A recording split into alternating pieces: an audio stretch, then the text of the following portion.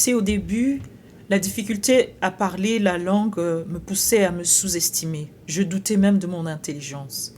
Et en plus, quand parfois tu étais avec des gens et quand il fallait faire des choses que tu maîtrises bien, on le donnait toujours à quelqu'un d'autre. Tu te demandais, mais qu'est-ce qui se passe? Je suis peut-être la plus compétente de l'équipe. Pourquoi on ne me propulse pas? Pourquoi on met toujours les autres de l'avant? Faut pas le prendre personnellement.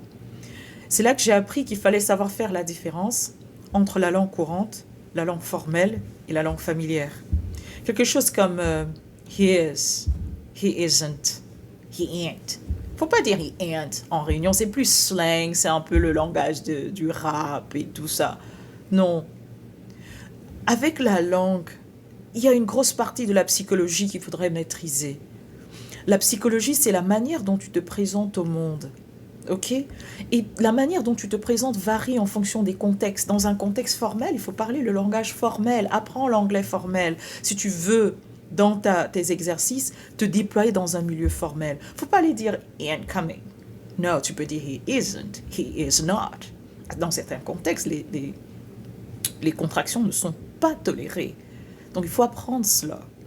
Ailleurs, peut-être tu travailles dans un contexte familier, peut-être avec, je ne sais pas si tu es assistante sociale, tu travailles peut-être avec des personnes d'une certaine catégorie sociale et qui ont un certain langage plus familier.